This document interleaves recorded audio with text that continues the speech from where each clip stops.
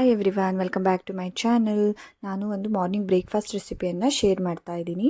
ಇದು ದಿಢೀರನೆ ಮಾಡುವಂತಹ ದೋಸೆ ಅಂತಲೇ ಹೇಳಬಹುದು. ಇದಕ್ಕೆ ನಾನು 1 ಕಪ್ ಆಗುವಷ್ಟು ಗೋಧಿ ಹಿಟ್ಟನ್ನು ನಾನಿಲ್ಲಿ ತೊಗೊಂಡಿದ್ದೀನಿ. ಹಾಗೆ ಅದಕ್ಕೆ ಸ್ವಲ್ಪ ರವವನ್ನು ಗೋಧಿ ರವವನ್ನು ಹಾಕ್ಕೊಳ್ತಾ ಇದ್ದೇನೆ. ರವವನ್ನು ಹಾಕಿಬಿಟ್ಟು ಇದನ್ನು ಚೆನ್ನಾಗಿ ಮಿಕ್ಸ್ ಮಾಡ್ಕೊಳ್ತಾ ಇದ್ದೇನೆ. ಹಾಗೆ ಇದಕ್ಕೆ ನಾನು ನೀರನ್ನು ಹಾಕಿಬಿಟ್ಟು ಸ್ವಲ್ಪ ನೀರನ್ನು ಹಾಕಿಬಿಟ್ಟು ನಾನು ಇದನ್ನು ಚೆನ್ನಾಗಿ ಮಿಕ್ಸ್ ಮಾಡ್ಕೊಳ್ತಾ ಇದ್ದೀನಿ.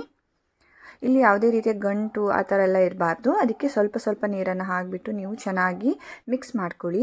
ದೋಸೆ ಹಿಟ್ಟಿನ ಹದಕ್ಕೆ ನೀವು ಈ ಬ್ಯಾಟರ್ನ ರೆಡಿ ಮಾಡಿಕೊಂಡ್ರೆ ಸಾಕಾಗತ್ತೆ. ನೋಡ್ಬೋದು ಎಷ್ಟು ಸಾಫ್ಟಾಗಿ ನಾನು ಮಿಕ್ಸ್ ಮಾಡಿ ಇಟ್ಕೊಂಡಿದ್ದೀನಿ ಅಂತ.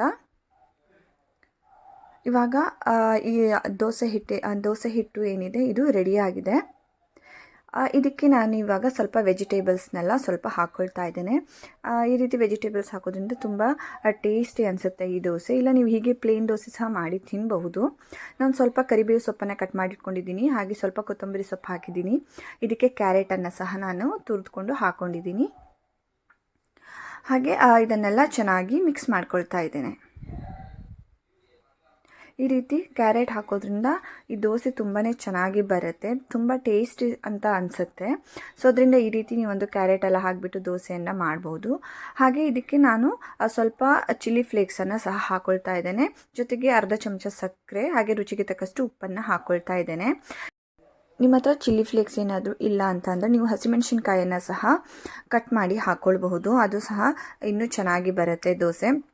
ಹಾಗೆ ಇಲ್ಲಿ ಸ್ವಲ್ಪ ಬ್ಯಾಟರ್ ಸ್ವಲ್ಪ ದಪ್ಪ ಆಗಿದೆ ಅಂತ ಫೀಲ್ ಆಗ್ತಾಯಿತ್ತು. ಅದಕ್ಕೆ ನಾನು ಒಂದು ಸ್ವಲ್ಪ ನೀರನ್ನು ಹಾಕಿಬಿಟ್ಟು ಮತ್ತೆ ಚೆನ್ನಾಗಿ ಮಿಕ್ಸ್ ಮಾಡ್ಕೊಂಡಿದ್ದೀನಿ.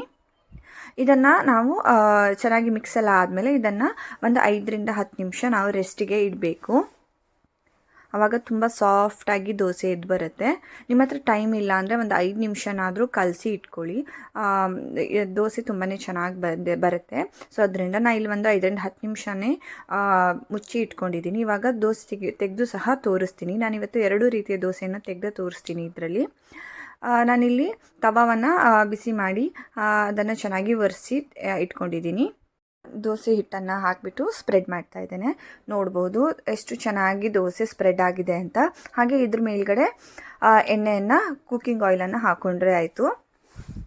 ಕುಕ್ಕಿಂಗ್ ಆಯಿಲನ್ನು ಹಾಕಿಬಿಟ್ಟು ಇದನ್ನು 2 ಕಡೆಗೂ ಚೆನ್ನಾಗಿ ಬೇಯಿಸಬೇಕು ದೋಸೆನ. ನೋಡಿ ಎಷ್ಟು ಚೆನ್ನಾಗಿ ದೋಸೆ ಎದ್ದು ಬಂದಿದೆ ಅಂತ. ಕಲರ್ ಸಹ ತುಂಬಾ ಚೆನ್ನಾಗಿ ಬರುತ್ತೆ. ಸ್ವಲ್ಪ ಸಕ್ಕರೆ ಹಾಕಿರೋದ್ರಿಂದ ಹಿಂದ್ಗಡೆ ಅದು ಗೋಲ್ಡನ್ ಕಲರ್ ಆಗಿ ಚೆನ್ನಾಗಿ ಬಂದಿದೆ. ಇದನ್ನು 2 ಕಡೆಗೂ ಚೆನ್ನಾಗಿ ಬೇಯಿಸ್ಕೊಳ್ಳಿ. ಹಾಗೆ ನೀವು ಇವಾಗ ಮೇಲ್ಗಡೆ ಬೇಕಾದರೆ ತುಪ್ಪವನ್ನು ಸಹ ಹಾಕ್ಕೊಳ್ಬಹುದು, ಇಲ್ಲ ಬೆಣ್ಣೆಯನ್ನು ಸಹ ಹಾಕ್ಕೊಳ್ಬೋದು. ನಾನಿಲ್ಲಿ ಇನ್ನೊಂದು ದೋಸೆಯನ್ನು ಸಹ ತೆಗೆದು ತೋರಿಸ್ತಾ ಇದ್ದೀನಿ. ನೋಡಿ ಎಷ್ಟು ದೊಡ್ಡದಾಗಿ ನಾನು ಸ್ಪ್ರೆಡ್ ಮಾಡ್ತಾ ಇದ್ದೀನಿ ದೋಸೆಯನ್ನು ಅಂತ. ಈ ರೀತಿ ಚೆನ್ನಾಗಿ ಬರುತ್ತೆ ದೋಸೆ. ಈ ರೀತಿ ಒಂದ್ಸಲ ದೋಸೆಯನ್ನು ಸಹ ನೀವು ದಿಢೀರನೆ ದೋಸೆ ಬೇಕು ಅಂದರೆ ಈ ರೀತಿ ಒಂದು ಬ್ರೇಕ್ಫಾಸ್ಟನ್ನು ನಾವು ಮಾಡಬಹುದು. ಮಕ್ಕಳಿಗೆ ಅಂತ ಅಂದರೆ ನೀವು ಇದ್ರ ಮೇಲೆ ಸಹ ಚೀಸನ್ನು ಸಹ ಹಾಕಿ ಮಾಡಿಕೊಡ್ಬೋದು. ನಾನಿವಾಗ ಚೀಸ್ ಹಾಕಿ ಒಂದು ದೋಸೆಯನ್ನು ತೆಗೆದು ತೋರಿಸ್ತೀನಿ ನೋಡಿ. ದೋಸೆ ಹಿಟ್ಟನ್ನು ತೊಗೊಂಡು ನಾನು ಸ್ಪ್ರೆಡ್ ಮಾಡ್ಕೊಂಡಿದ್ದೀನಿ. ಇದನ್ನು ನಾನು ಎಣ್ಣೆಯನ್ನು ಹಾಕಿ ಫಸ್ಟಿಗೆ 2 ಕಡೆಗೂ ಚೆನ್ನಾಗಿ ಬೇಯಿಸ್ಕೊಳ್ತಾ ಇದ್ದೇನೆ.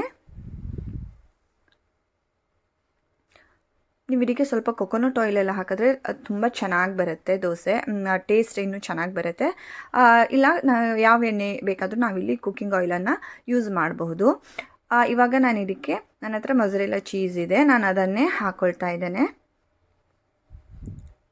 ಮಕ್ಕಳಿಗೆ ಸ್ವಲ್ಪ ಚೀಸ್ ಅಂದರೆ ಎಲ್ಲ ತುಂಬ ಇಷ್ಟ ಆಗುತ್ತೆ.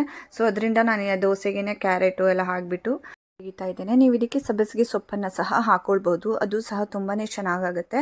ಸ್ವಲ್ಪ ಸಬ್ಬಸಿಗೆ ಸೊಪ್ಪು, ಸ್ವಲ್ಪ ಕ್ಯಾರೆಟ್ ಎಲ್ಲ ಹಾಕಿಬಿಟ್ಟು ಈ ರೀತಿ ನೀವು ದೋಸೆಯನ್ನು ತೆಗೆದುಕೊಡ್ಬೋದು ಮಕ್ಕಳಿಗೆ. ಅವರು ತುಂಬ ಇಷ್ಟಪಟ್ಟು ಚೀಸ್ ದೋಸೆ ಅಂತ ತುಂಬ ಇಷ್ಟಪಟ್ಟು ತಿಂತಾರೆ. ನೀವು ಇದಕ್ಕೆ ಕ್ಯಾರೆಟ್ ಜೊತೆಗೆ ಸಬ್ಬಸಿಗೆ ಸೊಪ್ಪನ್ನು ಸಹ ಹಾಕ್ಬೋದು, ಅದು ತುಂಬಾ ಚೆನ್ನಾಗಿ ಬರುತ್ತೆ ದೋಸೆ ತಿನ್ನೋದಕ್ಕೆ. ಇವಾಗ ದೋಸೆ ರೆಡಿಯಾಗಿದೆ. Thank you for watching. Please subscribe to my channel. Thank you.